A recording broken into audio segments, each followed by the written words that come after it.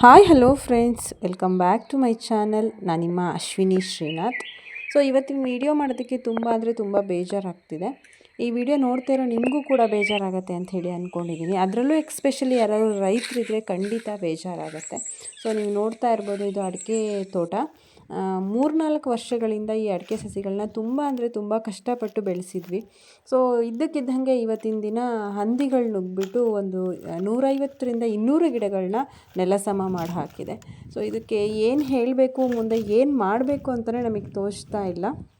So ಪ್ರತಿದಿನ, ಅದರಲ್ಲೂ ನಮ್ಮ ಅಪ್ಪ ಅಂತೂ ಪ್ರತಿದಿನ ಬೆಳಿಗ್ಗೆ ಎದ್ದು ತೋಟಕ್ಕೆ ಬಂದರೆ ಊಟ ತಿಂಡಿ ನಿದ್ದೆ ಅಷ್ಟಕ್ಕೆ ಮನೆಗೆ ಬರೋದು. ಮತ್ತು ಅವ್ರು ಫುಲ್ಲು ತೋಟದಲ್ಲೇ ಟೈಮ್ನ ಕಳೀತಾರೆ. ಮಕ್ಕಳಿಗಿಂತ ಹೆಚ್ಚಾಗಿ ಅವರು ಈ ಒಂದೊಂದು ಗಿಡಗಳನ್ನ ಸಾಕಿದ್ದಾರೆ.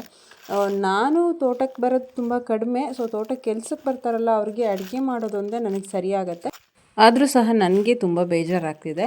ಇನ್ನು 24x7 ಬೇಸಿಗೆ ಕಾಲದಲ್ಲಂತೂ ರಾತ್ರಿ ಕೂಡ ತೋಟದಲ್ಲೇ ಇರ್ತಾರೆ, ನೀರು ಬಿಡೋದಕ್ಕೋಸ್ಕರ, ಪವರ್ ಕಟ್ಟು ಅದು ಇದು ಅಂಥೇಳಿ. ಸೊ ಅಷ್ಟು ಮಕ್ಕಳಿಗಿಂತ ಹೆಚ್ಚಾಗಿ ಕೇರ್ ಮಾಡಿ ಸಾಕಿರುವಂಥ ಅಡಿಕೆ ಸಸಿಗಳನ್ನ ಈ ಥರ ಹೊಡೆದಾಕಿದೆ. ಇದು 4 ವರ್ಷದ ಅಡಿಕೆ ಸಸಿ. ಇನ್ನೊಂದು 2-3 ವರ್ಷಕ್ಕಾಗಲೇ ಫಸಲು ಬರ್ತಿತ್ತು. ಸೊ ಅದನ್ನು ಈ ಥರ ಹೊಡೆದಾಕಿದೆ ಅಂತಂದರೆ ನಿಜವಾಗ್ಲೂ ಮನೇಲಿ ಎಲ್ಲರಿಗೂ ತಲೆ ಕೆಟ್ಟು ಹೋಗಂಗೆ ಆಗಿದೆ. ಸೊ ಇದಕ್ಕೆ ಏನು ಪರಿಹಾರ ಅಂತ ಕೂಡ ನಮಗೆ ಗೊತ್ತಿಲ್ಲ. ಕಾಡು ಪ್ರಾಣಿಗಳ ಹಾವಳಿಗೆ ಏನು ತಾನೇ ಮಾಡೋಕ್ಕಾಗತ್ತೆ. ಸೊ ಎಷ್ಟು ಕಂಟ್ರೋಲ್ ಮಾಡೋದಕ್ಕಾಗತ್ತೆ. ಸೊ ದಿನ ನೈಟ್ ಬಂದು ನಾವು ಕಾಯ್ತಾ ಇದ್ದೀವಿ. ಒಂದೊಂದು ದಿನ ಶ್ರೀ ಫ್ರೆಂಡ್ಸ್ ಜೊತೆ ಯಾರ ಜೊತೆನಾದರೂ ಬರ್ತಾರೆ. ಸೊ ಒಂದೊಂದು ದಿನ ಯಾರೂ ಸಿಗಲಿಲ್ಲ ಅಂತಂದರೆ ಅವ್ರ ಜೊತೆ ನಾನೇ ಬರ್ತೀನಿ. ಸೊ ನೈಟ್ ಒಂದು 12-1 ಗಂಟೆ ತನಕ ಕಾದ್ಬಿಟ್ಟು ಆಮೇಲೆ ಹೋಗ್ತೀವಿ. ಏಕೆಂದರೆ ನನಗೆ ನೈಟ್ ಪೂರ್ತಿ ಅಲ್ಲಿರೋದಕ್ಕೆ ಸ್ವಲ್ಪ ಭಯ ಆಗುತ್ತೆ. ಸೊ ಅವರು ಒಬ್ಬರನ್ನ ಬಿಡೋದಕ್ಕೂ ಕೂಡ ಭಯ ಆಗುತ್ತೆ. ಸೊ ಏನಾಗುತ್ತೆ ಆಗಲೇ ಬನ್ನಿ ಅಂತ ಹೇಳಿಬಿಟ್ಟು ಒಂದು 12 ಇಲ್ಲ 1 ಗಂಟೆ ತನಕ ಕಾದ್ಬಿಟ್ಟು ಆಮೇಲೆ ಮೈಕ್ ಗೀಕೆಲ್ಲ ಹಾಕಿಬಿಟ್ಟು ಲೈಟ್ಸ್ ಎಲ್ಲ ಆನ್ ಮಾಡಿಬಿಟ್ಟು ಬರ್ತೀವಿ. ಆದರೂ ಕೂಡ ದಿನ ಬಂದು 10 ಗಿಡ 15 ಗಿಡ 7-8 ಗಿಡಗಳನ್ನ ಹೊಡೆದಾಕಿ ಹೋಗ್ತಾನೇ ಇದ್ದಾವೆ. ಸೊ ಈಗ ನೈಟ್ ತೋಟಕ್ಕೆ ಬಂದಿದ್ದೀವಿ ನಾವು.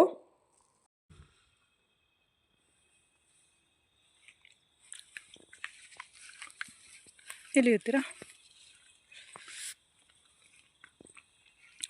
ಫುಲ್ ಕತ್ಲೆ. ನನಗೆ ಫಸ್ಟ್ ಕಾರಿಂದ ಕೆಳಗಡೆ ಇಳಿಯೋದಕ್ಕೆ ಭಯ ಆಯಿತು. ಆಮೇಲೆ ಅವರೊಬ್ಬರೇ ಹೋಗ್ತಾ ಇದ್ದಾರಲ್ಲ ಅಂತ ಅವ್ರ ಹಿಂದೆ ಹೋದೆ. ಸೊ ಅಡಿಕೆ ಗಿಡಗಳನ್ನೆಲ್ಲ ನೋಡ್ತಾ ಇದ್ದಂಗೆ ಭಯ ಎಲ್ಲಿ ಹೋಯಿತು ಅಂತಲೇ ಗೊತ್ತಾಗಲಿಲ್ಲ. ಅಲ್ಲೇ ನಮ್ಮ ತೋಟದ ಹತ್ರ ಒಂದು ಮನೆ ಇದೆ. ಅವ್ರ ಮನೇಲಿ ನಾಯಿ ಕೂಡ ಇದೆ, ನಿಮಗೆ ಕೇಳಿಸ್ತಿರ್ಬೋದು ಬೊಗಳ್ತಾ ಇರೋದು. ಸೊ ಅದು ಬೊಗಳ್ತಾ ಇದ್ದರೂ ಕೂಡ ಹೆದರದೆ ಬರ್ತವೆ ಅಂತಂದರೆ ಇನ್ನು ಏನು ಮಾಡೋಕ್ಕಾಗತ್ತೆ ಹೇಳಿ.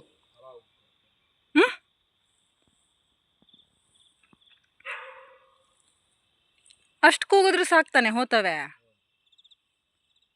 ಅದು ಈಗ ಕೂಗ್ತೈತೆ, ರಾತ್ರಿ ಊಟ ಮಾಡಿ ಮಲ್ಕೊಬಿಡ್ತತ್ತೇನೋ. ಇದೊಂದು ಮೈಕ್ ನಾವು ಮಂಗ ನೋಡ್ಸೋಕ್ಕೋಸ್ಕರ ತಂದಿದ್ವಿ. ಸೊ ಇದಕ್ಕೆ ಸ್ವಲ್ಪ ರೆಕಾರ್ಡ್ ಮಾಡಿ ಹಾಕ್ಬಿಟ್ಟು ಹೋಗೋಣ ಅಂತ ತೊಗೊಂಡು ಬಂದಿದ್ದೀವಿ.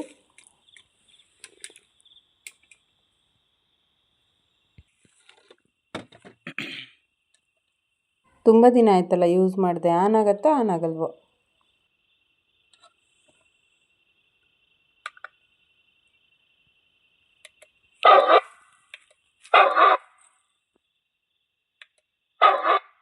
ಪರವಾಗಿಲ್ಲ, ಬ್ಯಾಟ್ರಿ ಜೀವ ಇದೆ.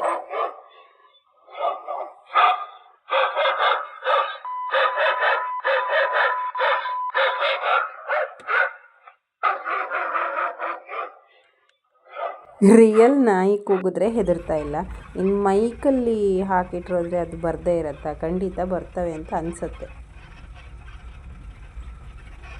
ಹಾಗೆ ಅವಾಗ ಒಂದು ಅರ್ಧ ಗಂಟೆಗೆ ಒಂದು ಸತಿ ಕಾರಿಂದ ಇಳಿದ್ಬಿಟ್ಟು ಫುಲ್ಲು ತೋಟದ ಸುತ್ತ ಎಲ್ಲ ಬ್ಯಾಟ್ರಿ ಬಿಟ್ಟು ನೋಡ್ತಾಯಿದ್ರು ಶ್ರೀ.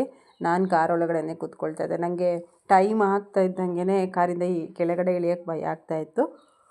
ಇದಕ್ಕೆ ಏನು ಪರಿಹಾರ ಅಂತಲೇ ಗೊತ್ತಾಗ್ತಾ ಇಲ್ಲ. ಸೊ ಕೆಲವ್ರು ಹೇಳ್ತಾರೆ ಕಬ್ಬಿಣದ ಶೀಟ್ ತೊಗೊಂಡು ಬಂದು ಅಡಿಕೆ ಮರದ ಸುತ್ತ ಹೊಡೀರಿ ಅಂತ ಹೇಳ್ಬಿಟ್ಟು. ಕೆಲವ್ರು ಮೆಸ್ ಹಾಕಿ ಅಂತ ಹೇಳ್ತಾರೆ, ಕೆಲವರು PVC ಪೈಪ್ ಹಾಕಿ ಅಂತ ಹೇಳ್ತಾರೆ. ಸೊ ನಮ್ಮದು ಈ ಥರ ಅಂದರೆ ಸಸಿ ಲೆವೆಲಲ್ಲಿರೋದೊಂದು 800-1000 ಗಿಡಗಳಿದ್ದಾವೆ. ಸಸಿ ಅಂದರೆ 1-2 ಗಂಡು ಬಿಟ್ಟಿರೋದು. ಸೊ ಅಂಥ ಗಿಡಗಳನ್ನೇ ಅದು ಹೊಡಿತಾ ಇರೋದು. ಸೊ 1000 ಗಿಡಗಳಿಗೆ ನಾವು ಪ್ರೊಟೆಕ್ಟ್ ಮಾಡಬೇಕು ಅಂತಂದರೆ ತುಂಬ ದುಡ್ಡು ಖರ್ಚಾಗತ್ತೆ. ಸೊ ನೋಡಬೇಕು, ದುಡ್ಡು ಖರ್ಚಾಗತ್ತೆ ಅಂತ ಯೋಚನೆ ಮಾಡ್ತಾಯಿದ್ರೆ ಅಡಿಕೆ ಸಸಿಗಳು ಹಾಳಾಗೋಗುತ್ತೆ. ಸೊ ನೋಡಬೇಕು, ಏನಾದರೂ ಒಂದು ವ್ಯವಸ್ಥೆ ಮಾಡಬೇಕು. ಸೊ ಅಟ್ ಪ್ರೆಸೆಂಟ್ ಮನೆಯಲ್ಲಿ ಸ್ವಲ್ಪ ಕೆಲಸ ಇದೆ, ಅಂದರೆ ಅಡಿಕೆ ಕೊಯ್ಲಲ್ವ ಇವಾಗ. ಸೊ ಆ ಕೆಲಸಗಳ ನಡುವೆ ಈ ಕೆಲಸನ ಮಾಡೋದಕ್ಕೆ ನಮಗೆ ಟೈಮ್ ಆಗ್ತಿಲ್ಲ.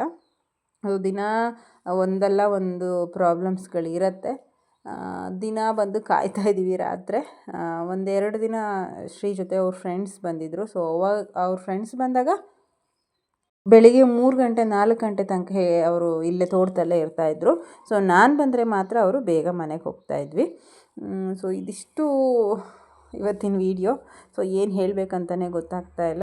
ಯಾರಿಗಾದರೂ ಈ ಒಂದು ಪ್ರಾಬ್ಲಮ್ಗೆ ಸೊಲ್ಯೂಷನ್ಸ್ ಗೊತ್ತಿದ್ದರೆ ದಯವಿಟ್ಟು ಕಮೆಂಟ್ ಮೂಲಕ ತಿಳಿಸಿ. Thank you so much.